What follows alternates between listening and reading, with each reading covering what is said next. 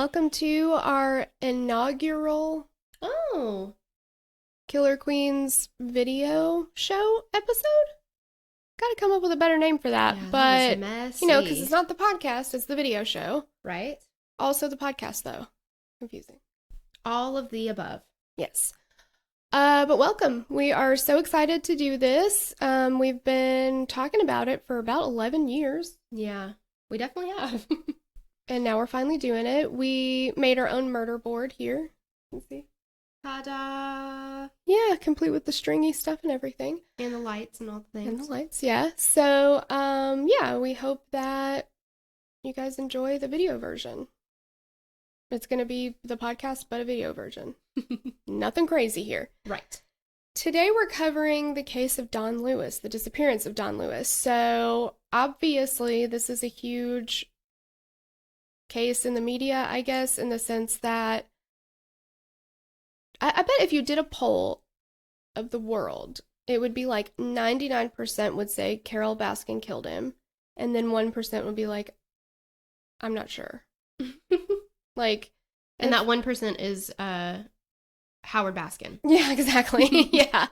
So we kind of wanted to dive in because obviously the Netflix show, they can't go into every single thing that's out there. And even the podcast, the Wondery podcast on Tiger King, had a little bit different information. So, you kind of get a different take here and there on it. But we wanted to dig in, see what we could find out there, and figure out, where we stand with things. Yeah. And this way, with the video, we get to clue you guys in on when we say things like, if only you could see Torella's face. Mm-hmm. There's that. You'll see it. So that's nice. Pretty exciting. All right, let's do it. Jack Donald Don Lewis was born April 30th, 1938 in Dade City, Florida. There's pretty much no information known about his parents and childhood, but we do know that Don was raised by a single mother who worked as a tailor to make ends meet. Oh, and thank you, Sloan, for researching this. Yes, love you, girl. Don grew up poor, so after he graduated from the University of Georgia, he began building his empire. As a native Floridian, Don stayed local and made millions in trucking, real estate, and used cars. We have a friend who has a bunch of businesses. I don't understand how they work together. I couldn't tell you what he does. It's a transponster, I guess. I don't know, but it's just, he has these, separate companies. One of them involves trucking. And, He's got his hand in all kinds of different stuff. Yeah. I don't know how you build an empire, a conglomerate. Right. I don't know how you make millions doing anything. I feel obviously. All those people that you meet that are that I have come in contact with that are uber rich, have a bunch of several businesses that they've just built. Or investments in real estate, things like that. Yeah. It seems like that's the way to go, so. Yeah, but you have to make good choices. Right. That's hard to do. It is very hard to do. Yeah. Before his business ventures made him a millionaire, Don got married super young. So in 1955, he was 17. He married Gladys, who, if you've seen Tiger King, you meet. And she was the tender age of 14 when they got married. Can you imagine? Not even a little. What is that? Freshman in high school? Right, yeah. Yeah, 9th grade. Hey. Our camera took a bit of a crap, so we are now doing a different camera. So let us continue. Sorry about that. We go. So during their marriage, Don and Gladys had 3 daughters, Gail, Linda, and Donna, who we meet all of them in the show, don't we? Well, we only meet 2. Oh, that's right. Okay. Gail and Linda. Donna's not there. Okay. And they look to be the same age as Gladys in the show. I didn't know who they all were obviously until they introduced them, but I just thought they all looked about the same age. So Gladys is timeless. Yeah, she really is.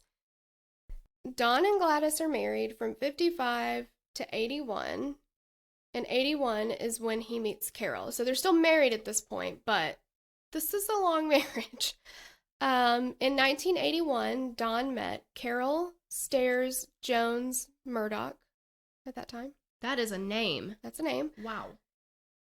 Okay, so if you've watched the show or listened to the podcast, you know the story of how they met. But if you haven't watched it, we will tell you now. Carole says that the two met when Don was driving and saw her walking down the road after a really bad fight with her current husband, at that time, Michael Murdoch. She says he drove by her once and asked if she wanted a ride, and she's like, no, I'm fine. And so he circled around and came back by and stopped again.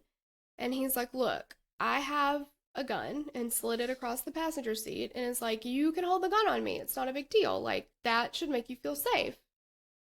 You can hold the gun on me. She, like, laughs like it's not that big of a deal or not weird. If somebody pulled up to me while I was walking alone at night and pulled a gun out, I wouldn't be like, oh, thank God, I feel much safer now. Right. It's like, if you have the one that I obviously didn't know about the first time, what do you have else in the car that I don't know about? I don't know. It would. And why is he trying to get her into the car so bad? Like, if she's not into it, she's not into it.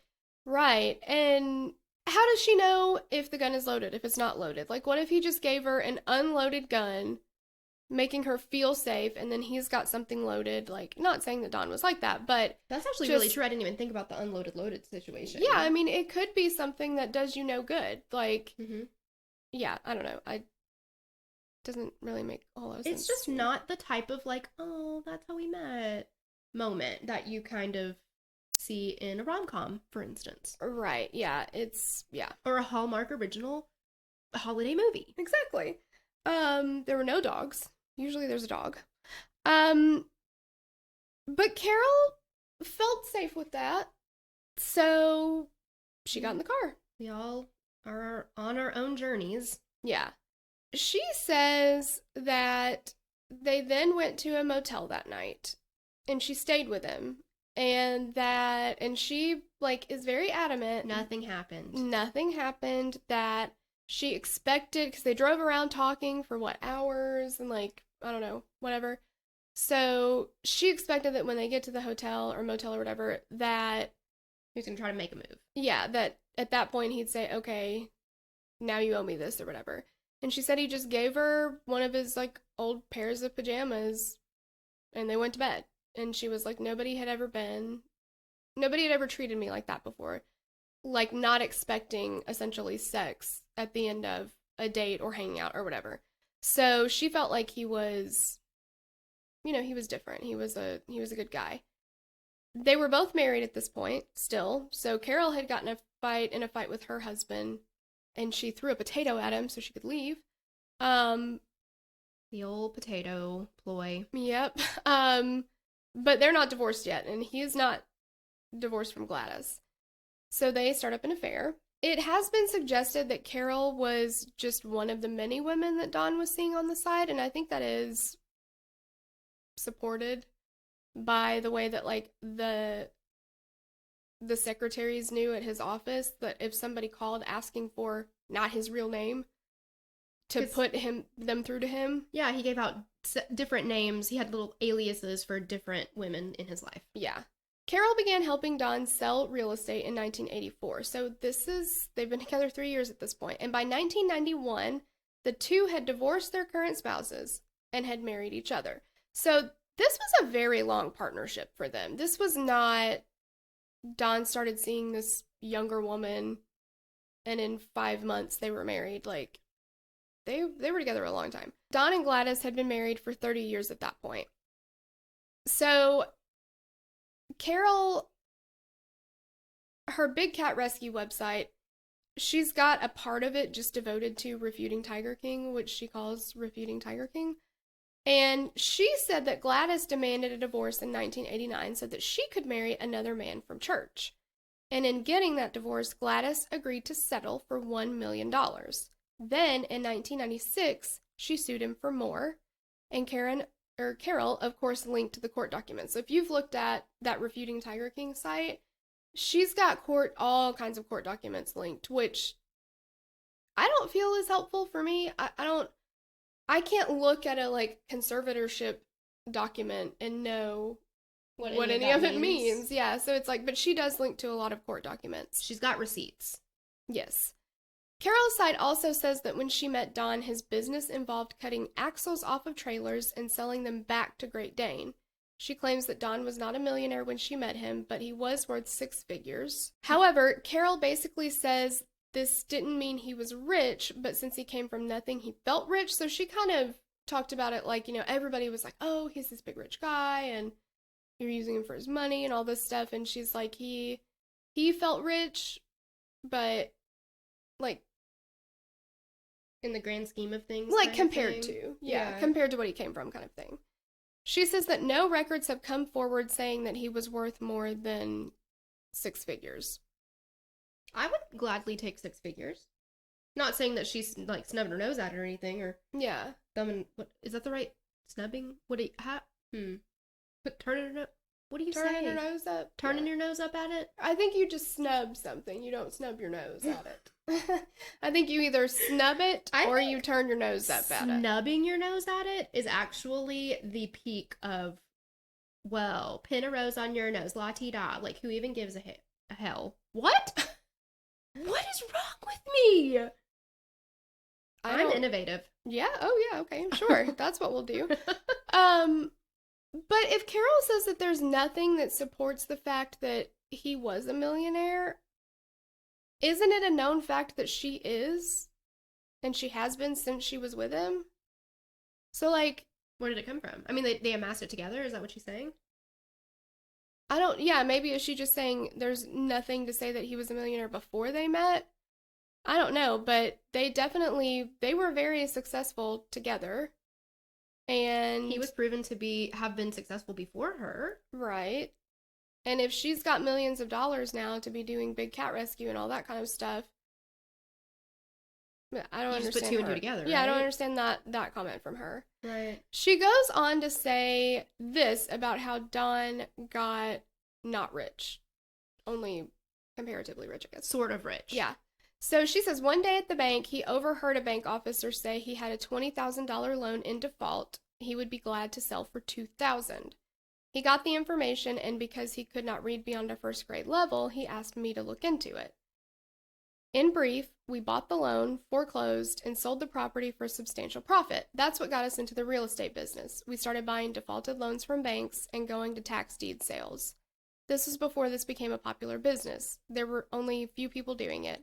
With me doing the research, negotiations, and title clearing on the properties, we built this to a portfolio of properties to rent or resell that was worth around $5 million at the time of his disappearance. We kept the properties in trusts. During the roughly 10 years we were partners before his divorce and our marriage, there were properties we bought together and some Don bought on his own or with another woman, Pam. When we married, I put all those I had not worked on into one trust. The ones from our joint efforts were kept in a separate trust.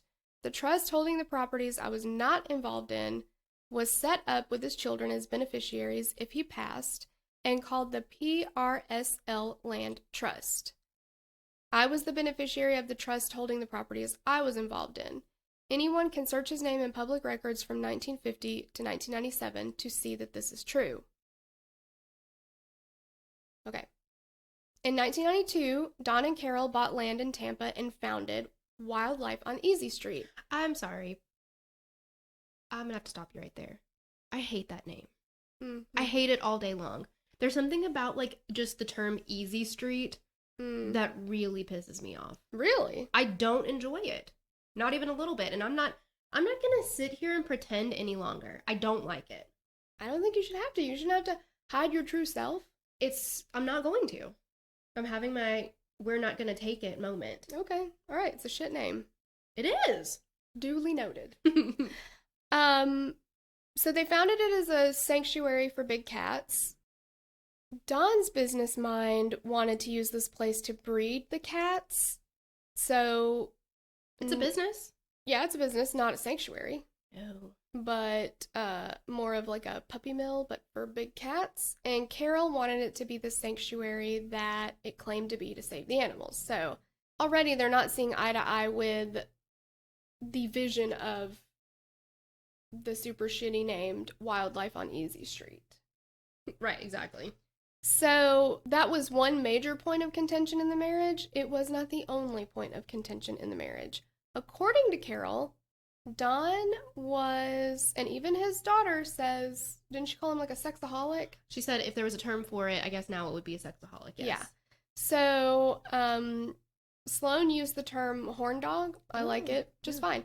So, she said that Don frequently would go to Costa Rica pretty much every month when she would have been, like, during her cycle, so that he could still have sex during that time of the month. She also said that so that was a problem for them. She didn't like that. I don't know. It didn't seem to be a problem that he was still married before, but now that they're married and he's seeing other women, that is now, it seems, a problem for her. But Don was, she said, the kind of a businessman who wore jeans and carried around buttloads of cash. What exactly is a buttload? Well, I think he would carry around $1,000 to $5,000 on him all the time. Based on the fact that that's probably how much he could fit in his butt? Mm-hmm. Is that what it is? Okay. I could fit more. Way more. Way Easy. More. That's a, Together reference. Good movie. Oh, and she said he would carry all this cash for, like, if he happened to see a plane he wanted to buy or something like that. Like, he would just buy it. Relatable. Yeah. So, Carole said that during the time before he disappeared, Don's mental health was starting to deteriorate. Carole is the only one that can vouch for this, though.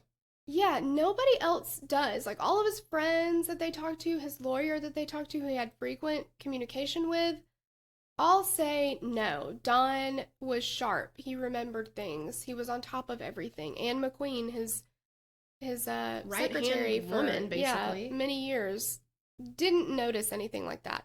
Now, Carole says that there were people that she talked to that at that time that said, yeah, we've been noticing it too. But the only people that I saw or heard her talk about were volunteers at Wildlife on Easy Street. It wasn't like close friends of theirs or his children or anybody. Yeah, and none of which materialized to corroborate that. Yeah. According to one article, in his prime, Don was a guy who could mentally compute tax on things quicker than most people could get out their calculator. Wow. It's impressive, especially if he only made it to what? Grade school? Grade? Yeah. Yeah. Something like that? Yeah. But Carole claims that Don was starting to dumpster dive and started to collect crap and nonsensical, useless things. Yeah, nobody else says that, though. And, okay, let's say that that's true. That is very much a generational thing, too, because if you are of a certain generation, and when you were younger, especially him being poor growing up, you collect things because you never know what the state of your finances or, economically what it's going to be like for you. And that happens all the time. It's like that Depression generation. Yeah.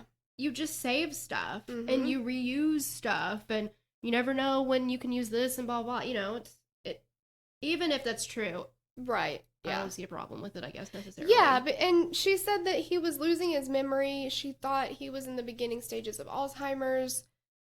If all of that is true and it all went together, yeah, I could see, okay, something's going on here, but it just doesn't seem like one other person noticed that at all before he disappeared. So, I mean, okay, it's a story, but there's no proof of it. I mean, she's the only one who's perpetuating this narrative. Right. Okay. His former business associate, Wendell Williams, I think he's in the... He is. Document. Okay. He said that Carole claiming all of this, Alzheimer's and the dumpster diving and all these things was just her way of... defamation of character type of thing? Yeah, kind of character assassination to go ahead and set the stage for what's to come.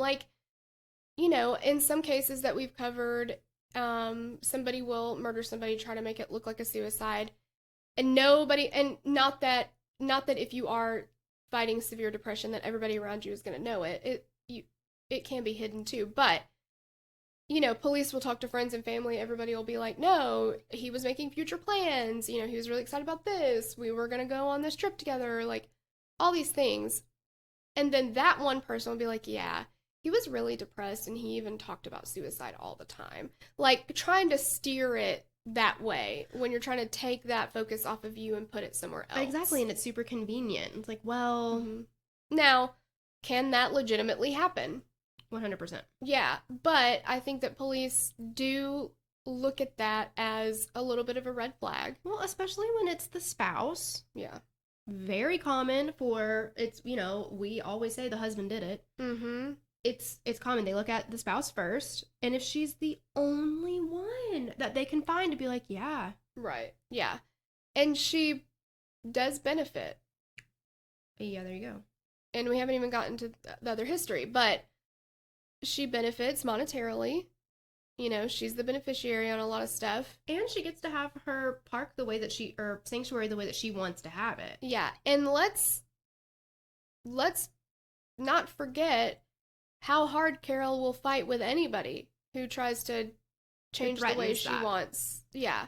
So that's obviously very important to her, enough that she'll spend millions of dollars suing somebody over it. So, it's just things to keep in mind. In July of 97, Don filed for a restraining order against Carole, stating that she had threatened to kill him and had hid his guns from him. Carole's side was that he filed it because he got mad that she would get rid of the junk he'd been collecting when he would take off for his Costa Rica trips. The request for a restraining order was rejected because of freedom of speech. I don't even understand that. I don't either. I guess they're saying that she can say whatever she wants. Well, like, it's freedom of speech to make threats against people. It doesn't become real until you've done something. Right, because, yeah, the whole her threatening to kill him and stuff like that, I guess. It's like, she's a grown-up, she can say what she wants to say. Right, exactly. And she would also, like... But see, in Tiger King, I don't remember her saying that she got rid of all this junk he was collecting, and maybe I just breezed over that. But I do remember her saying that she would start spaying and neutering the cats when he was in Costa Rica. She'd get a vet out there as quick as she could because she didn't want to keep breeding them. And I know that was definitely a point of contention for them, too. Right. I don't remember, to be honest, I don't remember if it was in Tiger King or if it was on the Wondery podcast, because I've listened to most of the Wondery podcast and watched in the entirety of Tiger King multiple times. I don't remember it happening on Tiger King, but I do remember hearing at some point somebody or her saying that she would just kind of clear out stuff that he had amassed. I don't know. Okay. Yeah, so maybe that's where it is. Don and Gladys's daughter Gail does not believe that Don would have gone to the police unless he truly felt that he was in danger. So, all these things you have to take with a grain of salt. Family is gonna... It's like the Dateline phenomenon, like... When somebody passes away, all you can remember is they lit up a room, they were the life of the party, their smile was contagious, and like all these things. You want to remember all the great stuff and, all those things. So I always try to take that kind of stuff with a grain of salt, but Anne McQueen knew about it. I mean, there are other people that knew about this restraining order. There are other people that knew that he feared for his life, or that he was at least felt like she was going to maybe do something to him. But I think the part of it that makes it so crucial is that he went missing after that. Like, there you go, I mean, you can say, because all day long, I've never taken out a restraining order against anybody. If I did, it wouldn't really be that big of a deal because, God forbid, I need to knock on something. Nothing's happened to me. But once I go missing, then it's like, oh, shit. She knew, Yeah, exactly. This was real. Yeah, she had a legitimate reason to want to file this. Yeah, that makes it real. Yeah. It's sad. Another wildlife sanctuary owner, Mark McCarthy, said that Don had expressed concern for his safety to him in the months prior to his disappearance. So here's another person. According to Don's first wife, Gladys, Don wanted a divorce from Carole, but Carole said she didn't take him seriously and it never happened. See, and the difference here is Carole's accounts of what has happened have brought no witnesses to corroborate. On Don's side, they found multiple people who were like, yeah. Mm-hmm. And paper evidence. Like, yeah. They had their receipts for copy that. of it, yeah. Absolutely. Yeah, and it's kind of like, when we talked about Joe Exotic's conviction and how he got on the stand to testify, he didn't come across well because he had an answer for everything. Right. Carole's like that too. Yeah. So, well, honestly, it could almost have worked for Joe, but it usually doesn't for people who testify for themselves. But if anything ever went to trial, I would just tell Carole not to testify in her own defense because it won't come off well. She doesn't come across as she doesn't have that like charisma that draws you in. People love to hate her. I mean, they just do. Like all of the world right now hates her. And whether sad, that's valid or founded or not, I don't know. But I don't like watching her. I don't, because she's got that thing, and it happens all the time. We discussed it on the Tiger King podcast, I think, or the episodes that we did. But like, she's got that thing where it's maybe a nervous laughter. Like she laughs at all the wrong times. Yeah.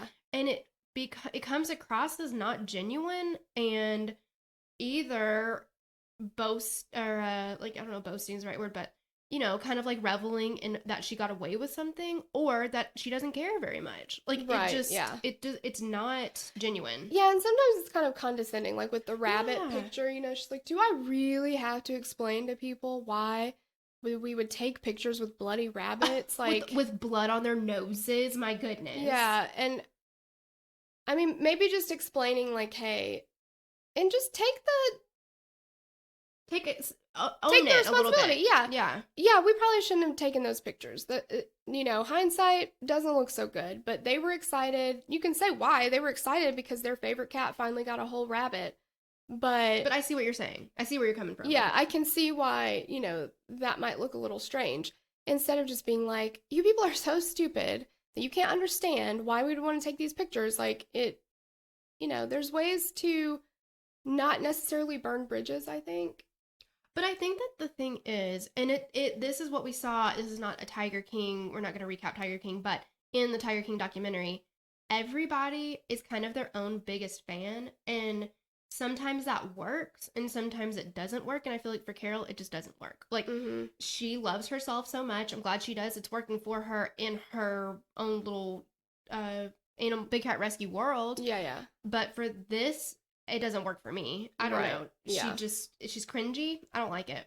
Yeah. Okay, so now we're to Don's disappearance. So 2 months after he tried to file this restraining order, on Sunday, August 17th, 1997, Don told Carole that he had to wake up early. If I have to hear it one more time, I swear. Early. The next morning to head out on his trip. On Monday, August 18th, Carole said that Don left the house around 6 a.m., and Don was never seen again. He was supposed to take some real estate signs to his lawyer's office, and the signs were dropped off at the office, but it was before anyone arrived, so nobody saw him or who dropped it off or whatever.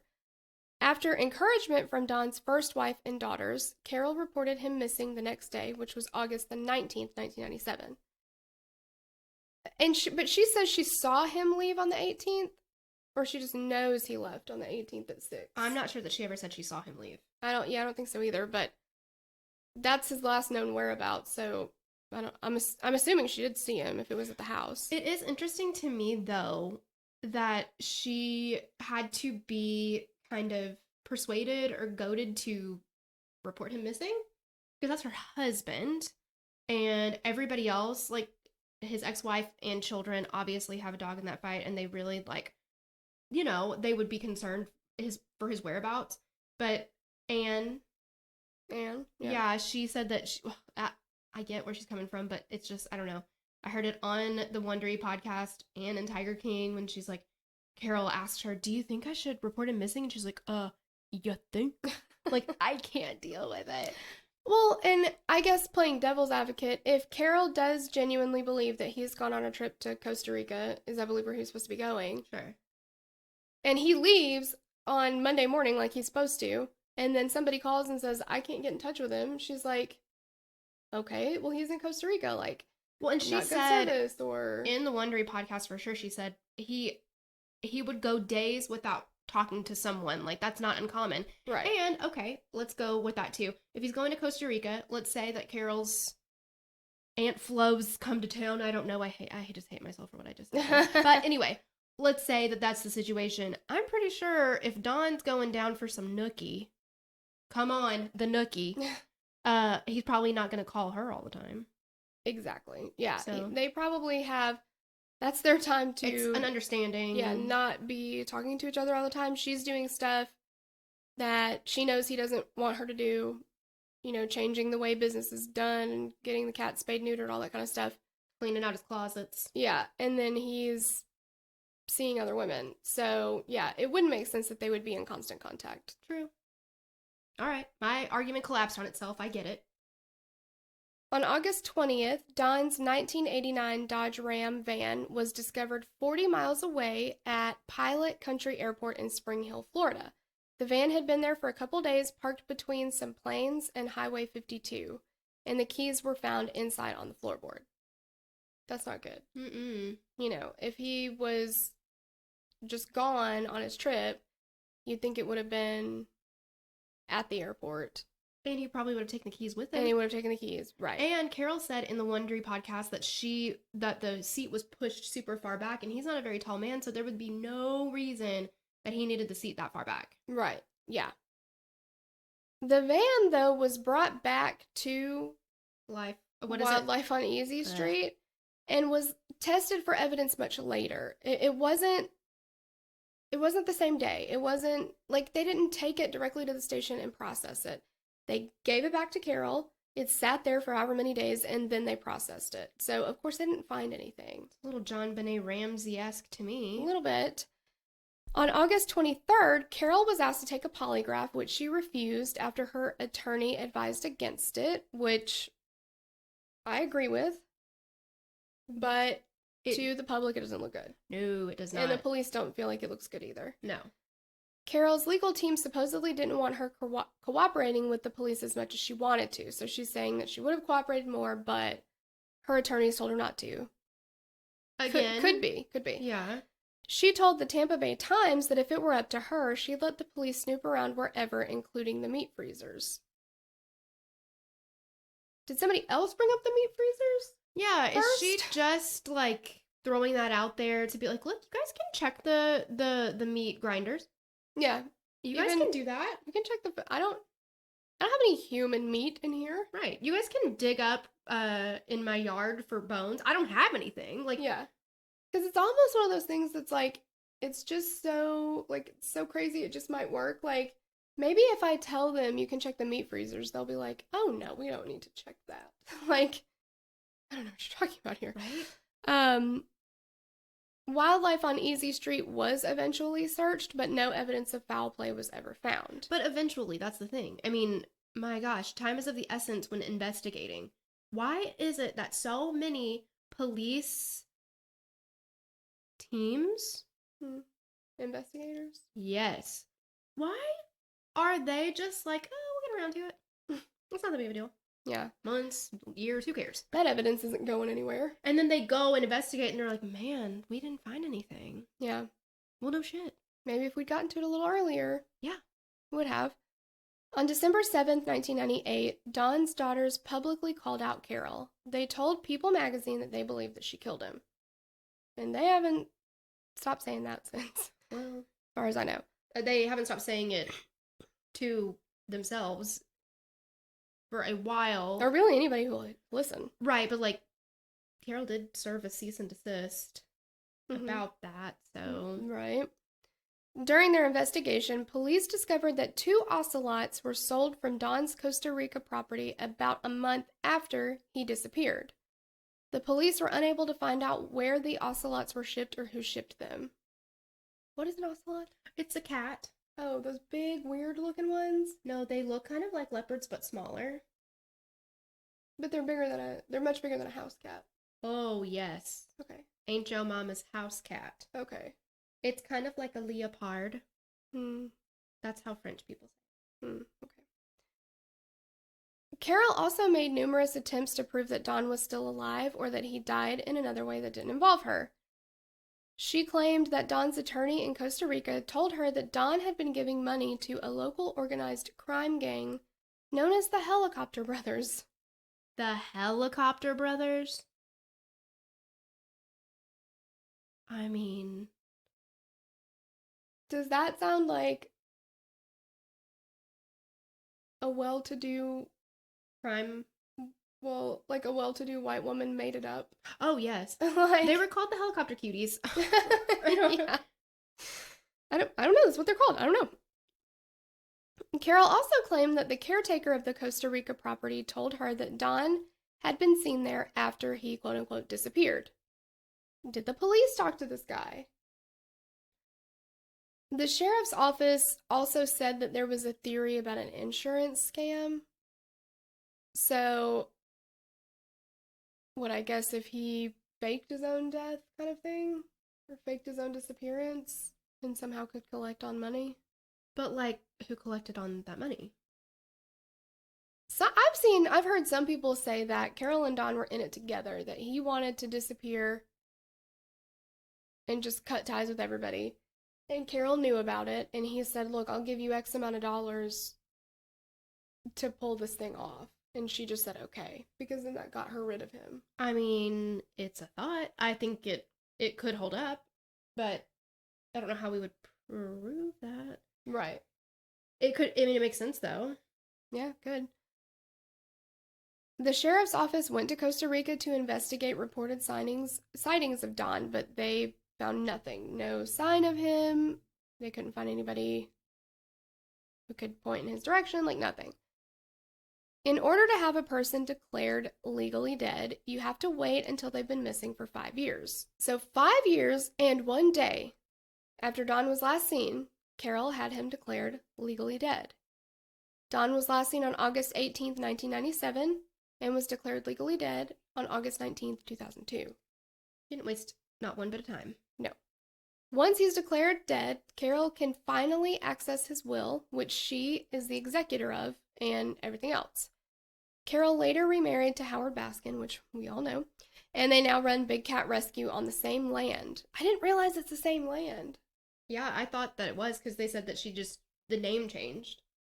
Wow, okay. It's kind of, okay. I think the kids are calling that a flex. She's flexing. Oh, okay. Big flex. Guess so. In 2011. Oh, by the way, if I am bringing up some kind of, kids need to stop saying that now because it's like when your grandmother starts saying like, oh, you're like, it's not cool anymore. She's fly. It's like, oh, well that killed it. Yep, that's done. In 2011, Carole was asked again to take a polygraph, but again she refused. And again, she's allowed to do that. Yeah. Don's disappearance has been a dark cloud over Carole for many years, and recently the case picked up some steam due to public interest in, we've not mentioned it at all this episode, a little show we like to call Tiger King. Yeah. You might have heard of it. Yeah. So during the great pandemic of 2020, if you're watching this down the road, if you're somehow into the future, what a time to be alive.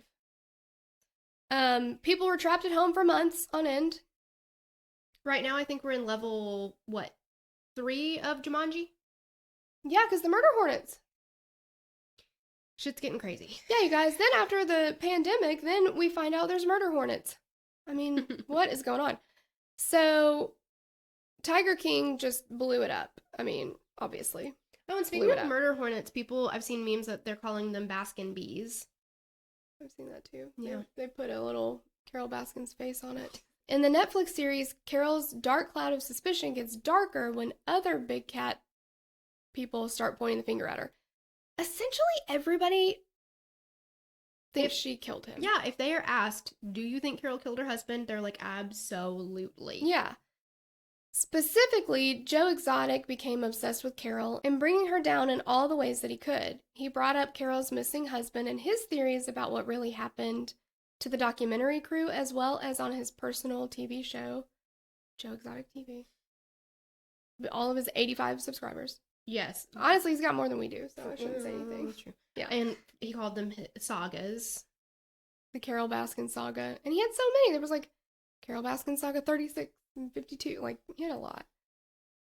Joe and other big cat people suggested that perhaps Carole fed him to the tigers on their property, and Joe suggested Don could be in a septic tank. See, that's the thing that doesn't make any sense to me, because when asked, he's like, I guarantee it. I 100% know that that's what happened to him.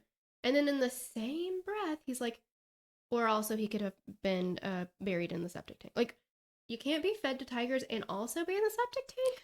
Right. Which one is it? Yeah.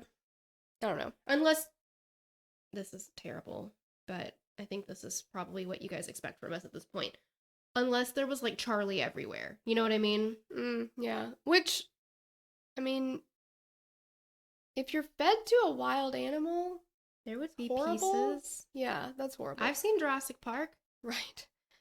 The court of social media jumped on this scandal and pumped out meme after meme about Carole feeding Don to the cats. It's really great. They're everywhere. Yeah. I mean, yeah. People have made some really great memes. I am so mad that I'm not clever enough. Now, if she didn't do it, that sucks. Yeah. Because this is, I mean, I would never want to be Carole Baskin in this moment. Never. No. With public interest at a peak, the Hillsborough County Sheriff's Office decided that there should be more investigation into the disappearance of Don Lewis, which, like, Gladys and everybody have been, like, yelling about forever. Well, and again, okay, so let's say that Carole did not do it. Still kind of sucks for her, you know? Like, I'm sure if she didn't do it, she just wants to put this to bed. Like, she just wants to be done with it. Yeah, for And then sure. here comes Tiger King, and she's like, son of a bitch. Yeah, exactly. Great. Joseph Fritz, which was his lawyer. With the nice tie. Yeah, Don's lawyer, said that maybe Don went to look at a plane that he wanted to buy and somebody pushed him out of the plane. But Carole actually doesn't agree with that theory. She thinks it's possible that Don was looking at a plane that morning, but it was more likely that the plane crashed in the Gulf of Mexico. Carole brings up that Don had once had a pilot's license, but it was revoked after he crashed multiple times. Well, she said he got it taken away like the day after he got it. Yeah, that's what she said there. And this says he crashed 3 times, so... Flown with you twice, you crashed half the time. Exactly. She says that because his license was revoked, Don continued to fly under the radar, so he would, like, not file flight plans. He would, not let people know what he was doing. He would try to get around all these things. She proposed that he tried to fly the plane somewhere, possibly Costa Rica, and crashed, or that he made it there but couldn't be tracked because it was an unreported flight. That dog ain't gonna hunt. No siree. And here's why. One of those small planes would not have made it to Costa Rica on 1 tank of gas. He would have had to refill multiple times, which would have left a trace or more sightings. Somebody would have seen him. He would have blown it. Like, how do you stop for gas in a plane? Like, where do you stop? There's only so many places that could happen, right? So, like... It's not like the Jetsons where there's places in the sky, right? Exactly. So, somebody would have seen him. Like, they would know. Joe Exotic's theory, and the theory of many others, is that Carole killed Don, fed him to the tigers. And so many people in the Tiger King documentary and around the world think that Carole chopped him up and fed him to the tigers, or possibly put him through the meat grinder. Don's daughters and ex-wife believe that the meat grinder on Carole's property should have been tested for DNA. And this is where, again, we're not talking about Tiger King only, but this is one of the times when Carole is being interviewed about it, and she's like, it's this tiny little, what was it called? Something boy, Butcher Boy. And she's like, it's so silly. This is silliness. Yeah, she's like, I couldn't fit, his hand through there, much less his whole body. And she's like laughing. Doing that nervous laughter. It just doesn't sound good. Like, she's like, he couldn't fit through it. You'd have to cut the meat up into like 1-inch cubes for it to grind up. And like, who has the time for that? Who wants to do that? Right. It just doesn't sound good. No. I've seen a picture of what she says that meat grinder looks like. It's not big enough for a person. It's no bigger than your mother's Jack Russell. Exactly. But just the way, I don't know, but I get like, okay, so how do you, if somebody's saying, did you put him in the meat grinder? And you know for a fact your meat grinder is like this big. So how do you explain that to somebody? And it sound okay. Like, oh, she's just explaining to me. Like, Maybe if you could, and this is probably how many years in after the fact, and who knows how many times she's answered this exact question. So maybe she like paraphrases, but if it was me, hope to God I never have to answer something like this, hopefully. I would just maybe like bookend it with I could never do that. I could never put somebody through a meat grinder. That's ridiculous and insane. I'm not that kind of person. I could never cut somebody up. However, if I had. No, I'm Yeah. just kidding. Like, yeah, it's just not possible. I don't know the right way to say it, but yeah, it's not possible, and maybe don't laugh about it. And don't laugh about it. I think that that's pretty simple, but luckily I'm not the kind of person, I'm not the hell person who gets that nervous laughter in the wrong time. I mean, I do sometimes, but Yeah, everybody does. sometimes I don't. Right. Yeah. Carole does all the time. Yeah.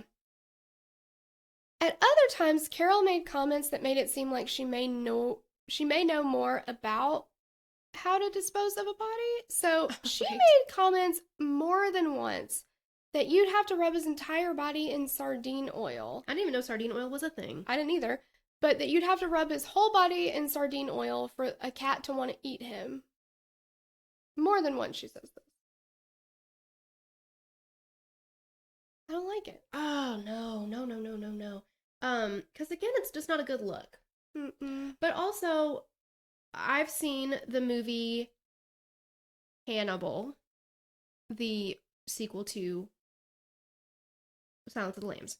And in that, there are pigs, right? Feral pigs. And I know that what they say is you don't feed them for a while, and then you could literally give them a boot and they will eat it. Well, in Tiger King, when you're looking at Joe Exotic and Eric Cowie and everybody getting ready to bring the meat off the trucks, those cats are Swarming. I feel like they would have eaten anything. Well, yeah, because they were so hungry. Yeah. And they probably weren't like, what's on the menu today, guys? Yeah, I'm not feeling that. So Yeah.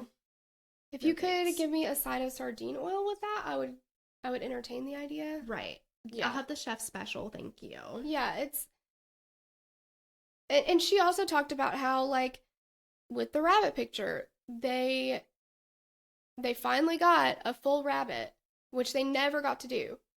So, are these cats going to be more hungry and willing to eat stuff they don't like? Also, and I'm not trying to be like, graphic or gross or whatever, but the Zanesville, Ohio situation. That man, as far as I know, did not cover himself with sardine oil, and he was attacked by those animals. And there was evidence left of that. They didn't. I don't know. I actually don't know how much evidence was left, but I mean, there are multiple occasions of that. The Grizzly Man guy, he and his girlfriend. Yep. Yeah. They were. Right. So it can happen without that. You don't necessarily have to prep you don't have to prep it in such a certain delicate way. Right. Joe Exotic's suggestion that Carole hid Don in the septic tank was also unfounded and kind of impossible, since the septic tank wasn't installed on the grounds until 10 years after Don disappeared. So there you go. Either way, people believe that the motive Carole would have had for murder is obviously money and control of the sanctuary. With Don gone, Carole got to decide what the sanctuary will and will not do. She got to make all the changes. She changed the name. She can have all of the cats spayed and neutered and, all those things. The breeding stops. Mm-hmm. Which I think I mean, I don't know how she got control of this, but good choices. Good change. It's a good change. It's a good change, yeah. The new mission was to stop cub breeding and rescue big cats from other places that did breed. In the Tiger King docuseries, Anne McQueen, Don's assistant, was interviewed, and in the interview, she claimed that Don left her with documents that were given to her specifically to hold secret. These documents said things like, "In the event of my disability or disappearance." However, Carole claims on her site that Anne is not to be trusted and had been found to be embezzling money from Don and had gotten somewhere around $600,000 by using Don's money to buy properties and then putting them in her own name. And she shared some of the court documents of that, and she's like, "Here, if you don't believe me, look here." And I couldn't make heads or tails of it. Like, I feel like you've got to be a lawyer to read those documents and really understand what they're saying. So, again, it's almost that like having an answer for everything, but that answer is a bunch of legalese that doesn't make any sense to the standard person. So, it doesn't tell me anything. It doesn't tell me one way or another. I kind of just throw that out because I don't know how to read a conservatorship document. Well, and I feel like do not wish being Carole on anybody. I would not want to be Carole right now. If she didn't put anything out, people would be like, look, she's not saying anything. She's not saying anything. Obviously, she's guilty. Yeah, like in Who Killed Little Gregory? Why don't you defend yourself? You look guilty. Then she puts this out, and I feel like it's almost the legal equivalent of being, hey, look over there. Like, yeah. What are we looking at? Yeah, exactly. And the fact that those papers said, in the event of my disappearance? Who says that? In the event of my death? Yeah, should I become incapacitated in some sense? That's standard. Not disappearance. I don't think anybody's ever put that on there. Because most people don't think about themselves disappearing. Right. And if it does say, in the event of my disappearance, then you don't have to wait for the whole getting them declared legally dead and all that kind of stuff. Right. And that just, I mean, it's like, in the event of my disappearance, oh my gosh, what is it called? Where you, oh my gosh, what is it called? The document where Don Lewis got it against her. Oh, the restraining order? Restraining order. Mm-hmm. Him telling multiple people, I'm in fear here. Like, something's gonna happen to me. She's threatening to kill me. All of these things. She hid my guns from me, so I can't protect myself. All of these things are like, I mean, the deck is stacked against Carole. It is. In my opinion. Yeah. In everybody else's opinion, I think. Despite there being multiple theories and suspects, or at least people that could have had a problem with Don, because somebody who does business, who has a lot of money in doing business, you make some enemies. Like, we can't win them all, right? Yeah, you have some people, and I don't know. Carole made it sound like his business dealings were a little shady. Well, the helicopter cuties, yeah. Well, yeah, of course. He's tied to the mafia, obviously. Right. But there are other avenues that the police department can go down to see if there was somebody else who might have. Money doesn't always have to be the motive. It doesn't have to be the person who benefits from a life insurance claim. Like, there's other motives for murder. It could have been a business deal gone bad. It could have been other things too. For sure. But the case has never been solved. So the Hillsborough County Sheriff's Office decided that, okay, since Tiger King blew up and there's so many people interested in this case, we're going to reinvigorate the investigation, and they're trying to use it to get new leads. Sheriff Chad Chronister went to Twitter on April 1st, 2020 to proclaim the reexamination of the case. It's just so strange to me that, like, a sheriff and a sheriff's department has a Twitter. I don't know. They like, all maybe, do, yeah. I know, it's weird. Maybe yeah. I'm, like, behind the times up in this old noggin. I don't know, but I'm like, huh? Yeah, they have Facebooks too. Okay. He says, since Netflix and COVID-19 quarantine has made Tiger King all the rage. Now, this guy is talking in almost all hashtags. Well, I figured it was a good time to ask for new leads. Hashtag Carole Baskin. Oh. What is a hashbag? Hashtag Don Lewis. Hashtag Netflix. Hashtag Tiger. Hashtag Big Cat Rescue. Hashtag Joe Exotic. Hashtag Tiger Clean Netflix. Oh. Hashtag Tiger King Netflix. Hashtag HCSO. Wow.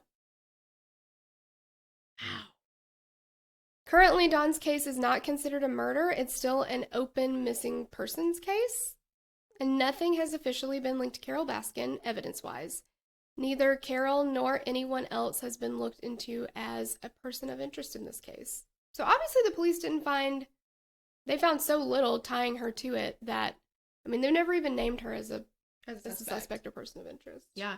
What would deem it a murder? Like, there just is not enough evidence to support that? Or because there's no body? Well, I would think that if he'd been declared legally dead, wouldn't that kind of make it a murder? I guess not a murder, but a death case. I mean, yeah. Like, an investigation of death or something. Death investigation. Yeah. Yeah. But it just seems to me, because in some cases that we've discussed, and maybe it's not specifically, like, it's not focused on a certain death, but there are other deaths that have been not unsolved. It's like, it just depends on who the investigators or the police are, that it's like, either it's declared a homicide or not. Like, is it just up to whoever's investigating? Yeah, I think the laws are different everywhere too, what they do, because it definitely is super hard to prosecute without a body. 100%. Because the defense can always say, he's an adult, he could disappear if he wanted to. And he was taking multiple trips out of the country. Mm-hmm. Something could have happened. For sure. He could just be living in in the jungle somewhere. I mean, like, it could happen. Yeah, exactly. So, you just never know. I think so with all the Tiger King stuff, with all the Carole Baskin stuff, the memes are hilarious. I love the memes. I like a good Carole Baskin meme as much as anybody else does. But I think to be in the true crime world, there are cases that we'll look up, and maybe there's not direct forensic evidence that ties somebody, but you feel pretty sure that they did it. I actually don't necessarily feel that way about this case. I think a lot of it looks bad. I think she presents herself in kind of a bad light in a lot of ways. I don't think there's enough there to say that she did anything. So I just think that if we're going to be really serious about being involved in, like, the true crime world, that you kind of just have to be careful about just, again, assuming somebody's guilty without any evidence. So it's not been a trial. My final opinion is going to be that I don't know if she did it. I would need to see evidence. So I'm not gonna go screaming off the rooftops that Carole killed Don and fed him to the tigers. I don't know that happened. Well, and I think too, you're absolutely right. And I think that it's hard in some cases, especially when you have some, like, a personal opinion of somebody.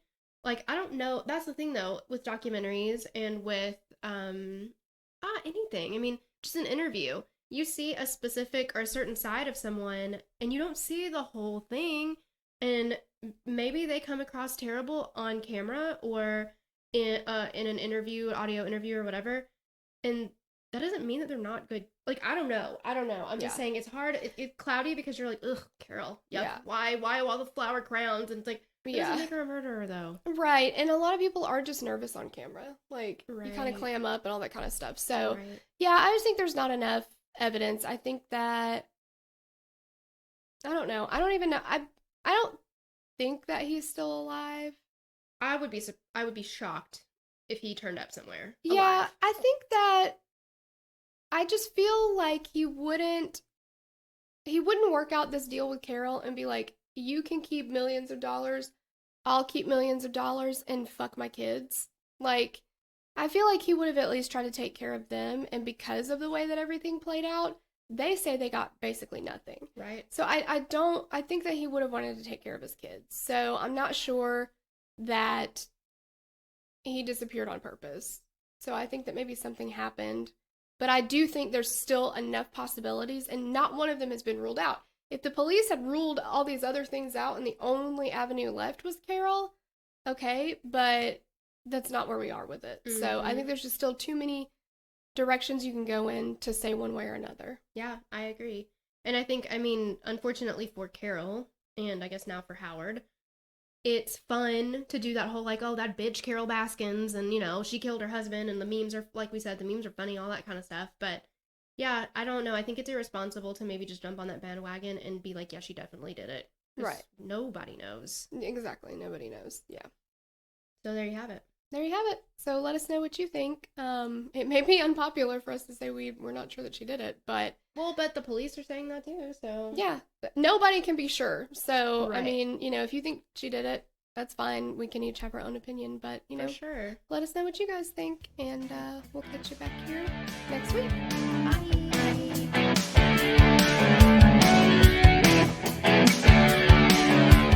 The theme song for the show is created and composed by Stephen Toby. You can find more of Stephen's work on SoundCloud. Our logo was created by Sloan Williams of Sophisticated Crayon. You can find more of her work on Etsy. Visit us at killerqueenspodcast.com for merch and other info about the show.